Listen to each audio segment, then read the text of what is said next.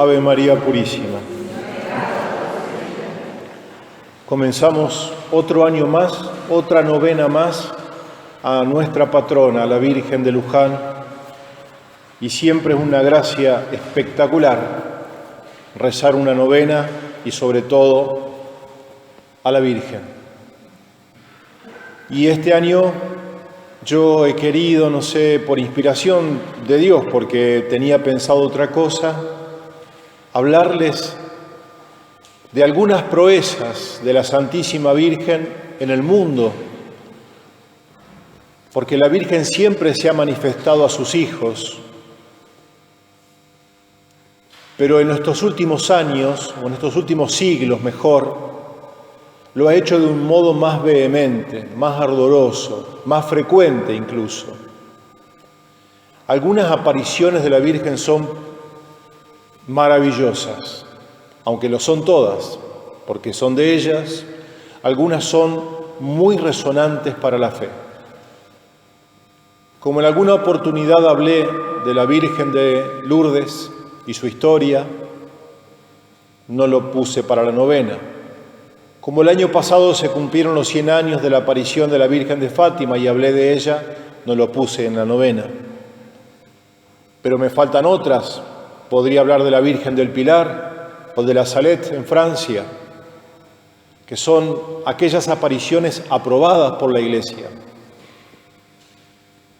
Y entonces voy a hablar de una aparición que ocurrió en Europa, la primera, que es de la Medalla Milagrosa,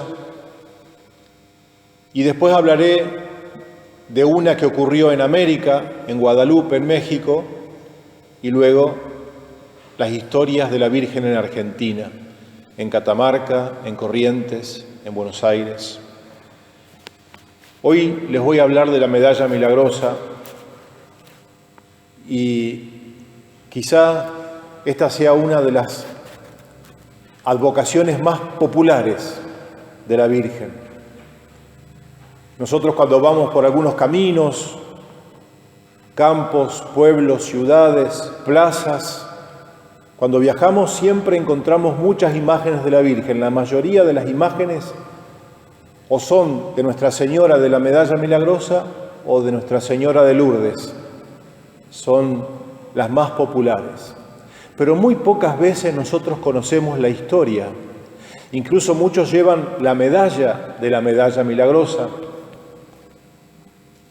pero muy pocos conocen la verdadera historia de por qué la Virgen quiso que se acuñara esa medalla, por qué la Virgen quiere que de un lado haya una figura y otro del otro lado. Es una historia fascinante. Y todo empieza ya en el año 1806. Si nos ponemos un poquito a fijar en la cronología, no hace tanto tiempo, un poquito antes de la Revolución de Mayo aquí en Argentina.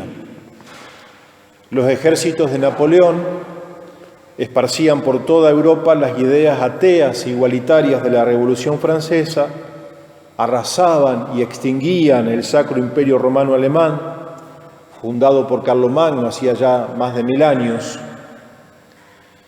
Y así se acentuaba el proceso de demolición del cristianismo, de la cristiandad, que se había iniciado 3 siglos antes con la pseudo-reforma protestante, continuando con las ideas impías del iluminismo.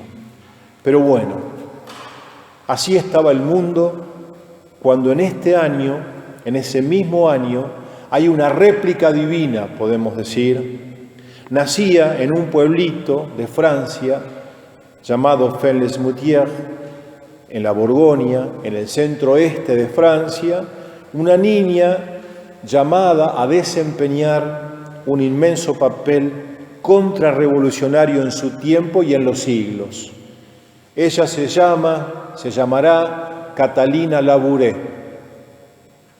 Nació en una familia de la pequeña nobleza.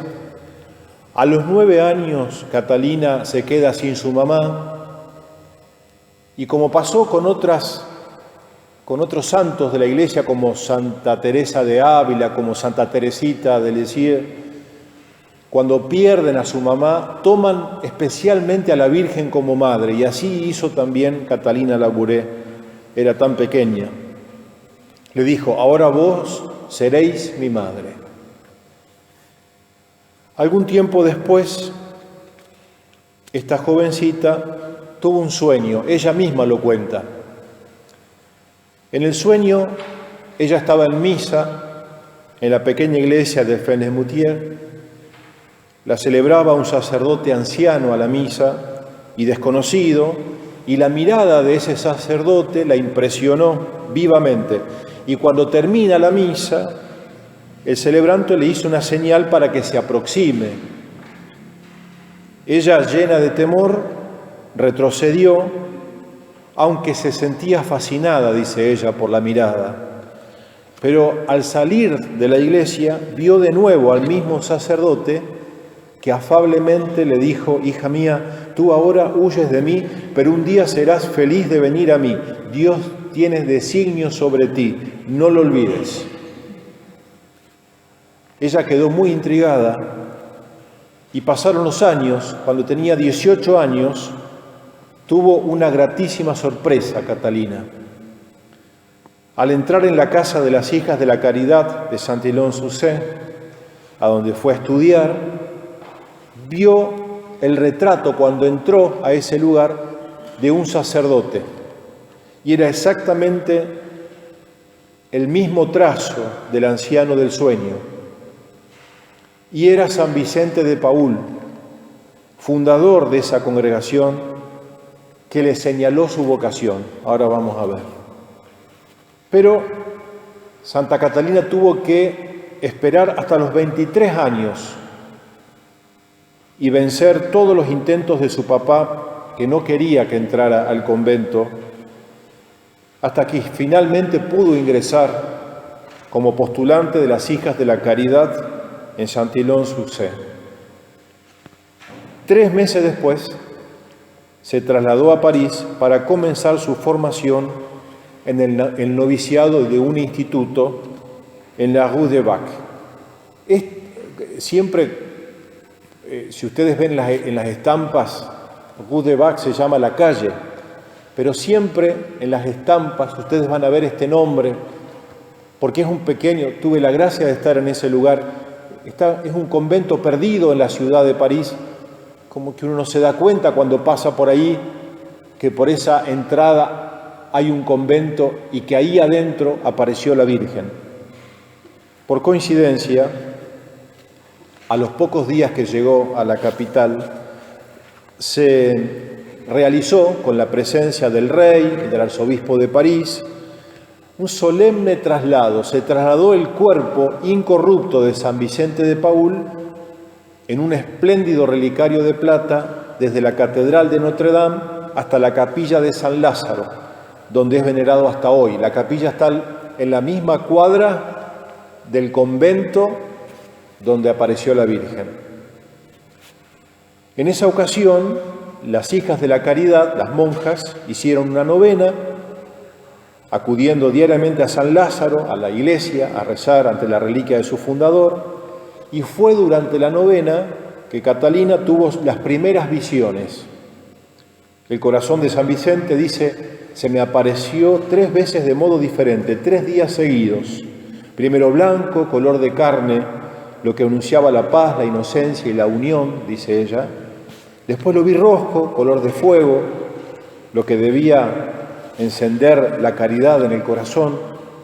Me parecía que la comunidad debía renovarse y extenderse hasta los confines de la tierra.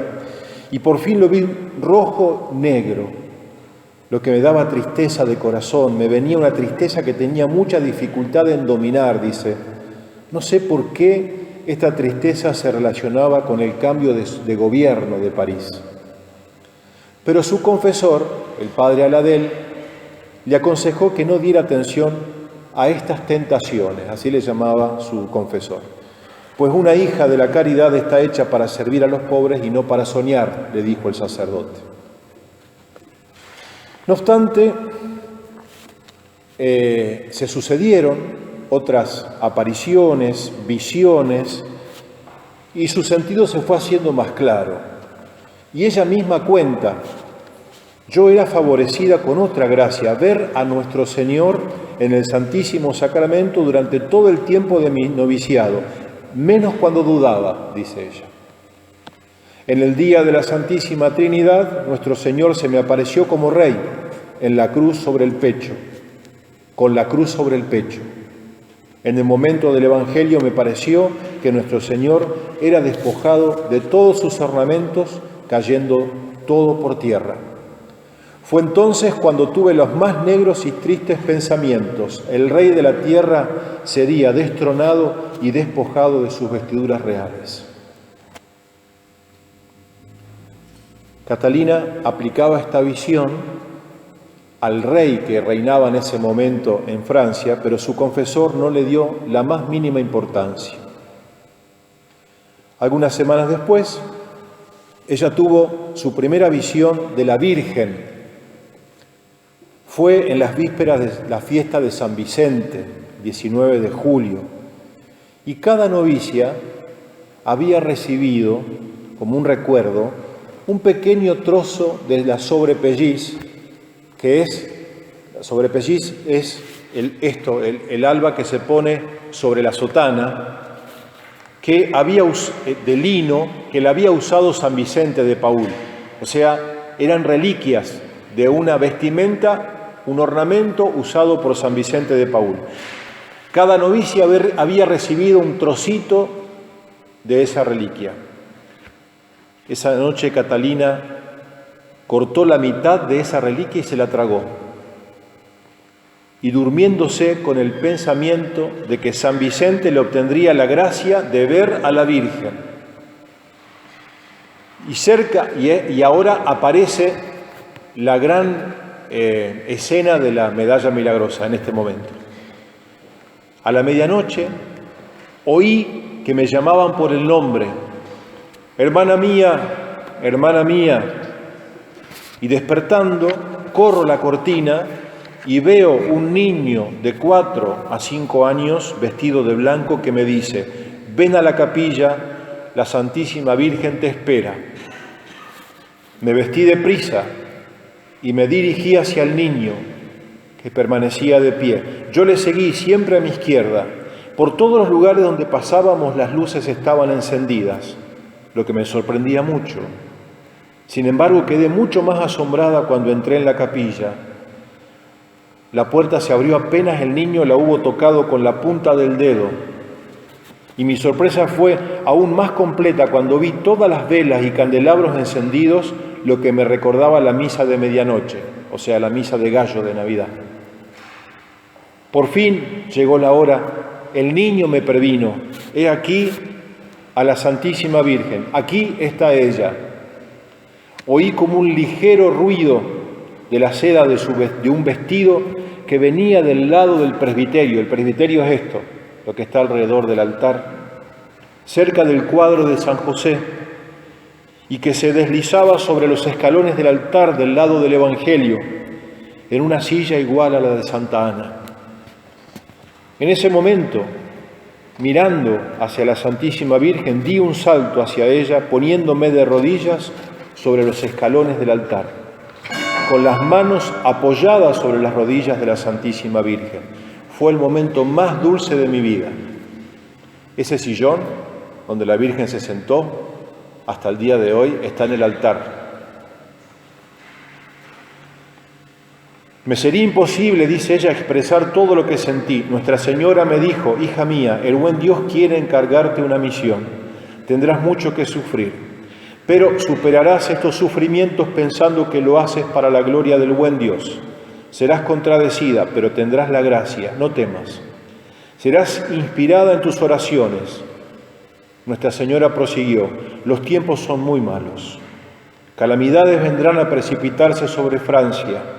El trono será derribado, el mundo entero será trastornado por males de todo orden. Dice ella que al decir esto la Virgen tenía un aire muy contristado. Pero ven al pie de este altar. Aquí las gracias serán derramadas sobre todas las personas, grandes y pequeñas, particularmente sobre aquellas que las pidan. El peligro será grande, sin embargo, no temas. El buen Dios y San Vicente protegerán la comunidad. En Francia ocurren cosas muy feas en este momento, con el rey, con grupos contra la monarquía, corre mucha sangre, hay mucho desprecio por la religión, empiezan a maltratar a los sacerdotes, a quemar algunas iglesias. Y en ese contexto se comprende cómo nuestra Santa Catalina Labouré sigue el relato en esta aparición diciendo que la Virgen le advierte sobre el relajamiento de la observancia de las reglas de las monjas. O sea, las religiosas y los religiosos habían comenzado a tener un relajamiento de la regla, o sea, ya no cumplían su regla religiosa. Y por eso la Virgen le manda a avisar al superior que deben hacer todo lo que sea posible para volver a poner la regla en vigor. Dile de mi parte, dice la Virgen, que vigile las malas lecturas, las pérdidas de tiempo y las visitas. Nuestra Señora le prometió también la protección de Dios y San Vicente a las dos comunidades. Pero avisa, no se dará lo mismo con otras congregaciones. La Virgen dice, habrá víctimas. Al decir esto, la Virgen tenía lágrimas en los ojos. En el clero de París habrá víctimas. Monseñor el arzobispo dice a estas palabras lágrimas de nuevo, la cruz será despreciada y echada por tierra, la sangre correrá, se abrirá de nuevo el costado de nuestro Señor, las calles estarán llenas de sangre. Monseñor será despojado de sus vestidos. Aquí la Santísima Virgen ya no podía hablar más, el sufrimiento estaba estampado en su rostro, dice Catalina. Hija mía, me decía, todo el mundo estará sumido en la tristeza. A estas palabras pensé, ¿cuándo se daría esto? Lo comprendí muy bien, 30 años. Y así fue. Duró 30 años la guerra franco-prusiana y la llamada Comuna de París. Esta profecía se va a cumplir 40 años después. 1870, Francia y Prusia entran en guerra. Y el 2 de septiembre Napoleón III derrota completamente en Sedan y firma una humillante capitulación. Pero bueno, eso lo dejamos. El 18 de mayo, una hermosa iglesia que hay en Francia, Nuestra Señora de las Victorias, una basílica, santuario, es invadida por un batallón de comuneros que se llamaban Vengadores de la República y practican todo tipo de sacrilegios. Y Santa Catalina declara entonces, han tocado a Nuestra Señora de las Victorias, pues bien, es su derrota, no irán más lejos. Y así fue. En esos días de calamidad, las religiosas vicentinas estaban tomadas de pavor por los insultos, las amenazas que recibían, y solo Catalina se sentía y mantenía serena. La Virgen velará por nosotros, no nos ocurrirá ningún mal. En este momento estoy recordando algo que es una providencia, que no lo tenía pensado. Pero los vicentinos, o sea, los religiosos que fundó San Vicente de Paúl, estuvieron hasta no hace muchos años encargados de la Basílica de Luján. Es un detalle, por algo la Virgen quería que hablara de ellos. Ahora aparece la segunda aparición de la Virgen, que es donde le va a pedir a Santa Catalina acuñar la medalla.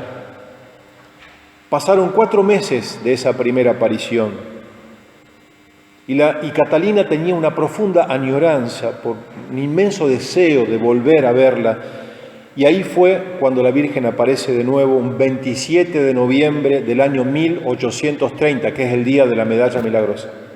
Ese día narra Catalina que vio a la Madre de Dios de pie, vestida con un traje de seda blanco aurora, con mangas lisas y un velo blanco que le cubría la cabeza y descendía de cada lado hasta abajo. Bajo el velo vi sus cabellos lisos separados en el medio y por encima un bordado de más o menos 3 centímetros de altura sin flecos, esto es, apoyado ligeramente sobre los cabellos.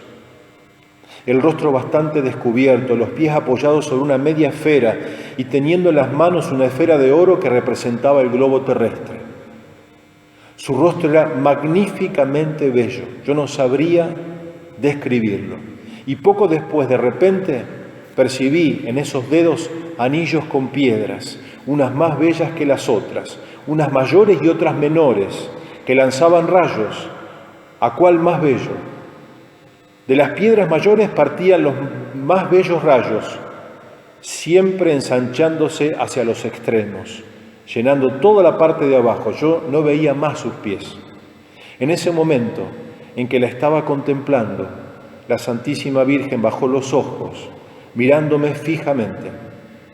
Una voz se hizo oír, diciéndome estas palabras: la esfera que ves representada es el mundo entero, especialmente Francia, y cada persona en particular. Es el símbolo de las gracias que derramo sobre las personas que me las piden. Por eso, a la Virgen también se la conoció como Nuestra Señora de las Gracias. Y ahí, extasiada con la visión, Catalina comprendió de repente cuánto la amaba Nuestra Señora. Es generosa con las personas que le rezan, dice. Cuántas gracias concede a las personas que le ruegan. Y qué alegría siente ella concediéndoselas, dice Santa Catalina. En ese momento se formó un cuadro alrededor de la Virgen, un poco ovalado, donde había en lo alto estas palabras: Oh María, sin pecado concebida, rogad por nosotros que recurrimos a vos. Si ustedes tienen la medalla con ustedes en su cuerpo o en su casa, verán que alrededor de la medalla tiene estas palabras, escritas con letras de oro. Y oyó entonces una voz que decía: haz acuñar una medalla con este modelo y todas las personas que la usen recibirán grandes gracias, llevándola en el cuello. Las gracias serán abundantes para las personas que la usen con confianza. En ese instante el cuadro pareció girar y la joven novicia vio la M encima por su cruz, con su cruz que sale de ella, y debajo los corazones de Jesús y María. Así es la medalla milagrosa. Y la Virgen aparecerá por tercera y última vez, unos días después, en diciembre. Catalina ve otra vez a la Virgen, que sostiene el globo de oro rematado por una pequeña cruz. De los anillos de sus dedos irradiaba la misma luz anterior. Es imposible expresar lo que sentí y todo cuanto comprendí en el momento en que la Santísima Virgen ofrecía el globo a nuestro Señor, dice ella. Una voz se hizo oír en el fondo de mi corazón: estos rayos son el símbolo de las gracias que la Santísima Virgen obtiene para las personas que se las piden. Esas líneas deben ser colocadas como leyenda debajo de la Santísima Virgen. Ustedes recordarán que la medalla milagrosa tiene las manos extendidas así. ¿Se acuerdan cómo es la imagen? Y de sus manos salen rayos. Se refiere a esto. Después la visión fue desapareciendo suavemente como algo que se apaga, y así concluía el ciclo de las apariciones. Pero Catalina pudo recibir un último consolador mensaje: hija mía, de ahora en adelante no me verás más, sin embargo oirás mi voz durante tus oraciones. Bueno, acá el confesor de Catalina, el padre Aladel, continuaba incrédulo, considerando que ella era una soñadora, que alucinaba. Y durante 2 años no quiso hacer acuñar las medallas. Pero al final consultó el caso al arzobispo, quien lo animó a llevar adelante la empresa, y entonces encargó las primeras 20.000 medallas, año 1832. Justo en marzo de ese año estalla en París una epidemia de cólera que dejó más de 20.000 muertos. Las descripciones de la época son aterradoras. En pocas horas el cuerpo de un hombre en perfecta salud se reducía a un estado casi esquelético. Y en un solo día hubo en la ciudad 861 víctimas fatales. A fines de mayo la epidemia parecía no amainar. Pero en la segunda quincena de junio recrudeció con más virulencia y toda Francia estaba en pánico. El 30 de junio de 1832, las hijas de la caridad reciben del fabricante las primeras 1500 medallas y comienzan a distribuirlas. Comienzan también las curaciones milagrosas, prodigiosas, inaugurando un ciclo inagotable de gracias y de milagros. Por ejemplo, en una escuela en la Plaza del Louvre, una niña llamada Caroline Nenin, tiene 8 años, de la parroquia de Saint-Germain, única en su clase que no llevaba la medalla milagrosa, fue precisamente la única que alcanzó la enfermedad del cólera, pero al día siguiente recibió con gran piedad la medalla y quedó curada y pudo volver a clase. En la diócesis de Metz, una señora atacada por el cólera, ya desahuciada y en vísperas de dar a luz, recibe una medalla milagrosa y nace una preciosa niña y la madre queda totalmente curada. En Alençon, un militar enfermo, terminal, respondía con blasfemias, con insultos, a todas las exhortaciones de conversión que le hacían el capellán, las religiosas. Y él decía: a vuestro Dios no le gustan los franceses, decís que Él es bueno y me ama, pero si fuese así, ¿cómo me dejaría sufrir de este modo? No necesito de vuestros consejos ni de vuestros sermones. Y a medida que se iba empeorando su salud, se ponía peor, más blasfemos, más imprecaciones. Y cuando nadie ya esperaba su conversión, 6 días después, una monja le prendió en la almohada de su cama, sin que él se diera cuenta, una medalla milagrosa, y él declara al rato: no quiero morir en el estado en el que me encuentro, pidan al sacerdote el favor de oírme en confesión. Y pese a los tormentos de su enfermedad, murió serenamente y afirmó: lo que me pesa es haber amado tan tarde y no amar mucho más. La epidemia cesó totalmente, la fama de la medalla se propagó como una exhalación por Francia y por todo el mundo, y a los 7 años de acuñada por primera vez, en el año 1839, ya se habían difundido más de 10 millones de medallas por los 5 continentes, y de todas partes llegaban interrumpidamente relatos de los milagros. Les contaría, si tuviéramos tiempo y no hubiéramos empezado más tarde la misa, lo que pasó con la conversión de un judío, pero que es muy famosa. Un judío llamado Ratisbonne, de apellido, que tenía un amigo que era devoto de la medalla milagrosa, pero él no solo no creía, sino que no era católico, no creía ni en la Santísima Virgen ni en los milagros tampoco, obviamente. Se los cuento rápido, no se los voy a leer. Este amigo le pide, era muy poderoso, un hombre poderoso de allí, de Francia, le pide que lleve con él la medalla milagrosa y que todos los días rece el Acordaos, que es una oración que hizo San Bernardo.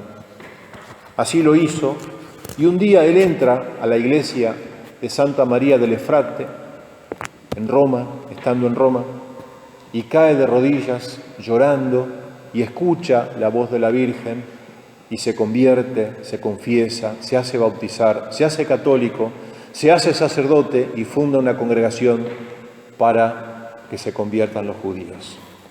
Bien. Y así podría decirle 10.000 milagros más, incluso milagros que yo mismo conozco como sacerdote por haber estado 10 años como párroco en la parroquia de su advocación. Pero a nosotros verdaderamente lo que nos importa es lo que la Virgen ha querido y quiere. Cuando aparece, lo que dice, por qué lo dice, por qué quiere una medalla, por qué quiere que la llevemos y cuántas gracias Dios nos puede conceder a través de su Madre cuando ella quiere algo tan pequeño, porque la Virgen nunca pide cosas imposibles. Así como llevar el escapulario de la Virgen del Carmen, llevar la medalla milagrosa para nosotros es verdaderamente un orgullo, son como actos de amor hacia ella, que nos recuerda continuamente quién es nuestra Madre y las gracias que está dispuesta a darnos si se las pedimos. La medalla milagrosa es verdaderamente milagrosa, y si no, yo les pido, les auguro que si lo dudan, lo prueben. Es muy importante, por ejemplo, que la usen los enfermos, no solo las personas por devoción, sino los enfermos. porque la medalla se hizo famosa por curar enfermos incurables, una enfermedad que en ese momento no tenía curación, y lo hizo de a cientos, de a miles, y en pocas horas. Nosotros tenemos que recurrir a esas cosas tan pequeñas, pero grandes, que el cielo nos da a través de la Virgen. Por eso quería contarles, para iniciar la novena, esta historia preciosa. Y si ustedes tienen en su pecho o en su casa la medalla milagrosa o quisieran tenerla, que sepan cuál es la historia, cómo la Virgen lo quiso y para qué. Y así darle gracias a Dios por todos los cuidados que esta Madre tiene por nosotros durante los siglos del cristianismo.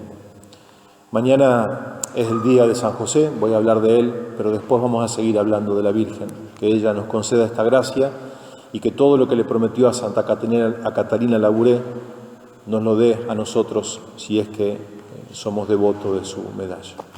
En el nombre del Padre, y del Hijo, y del Espíritu Santo. Amén.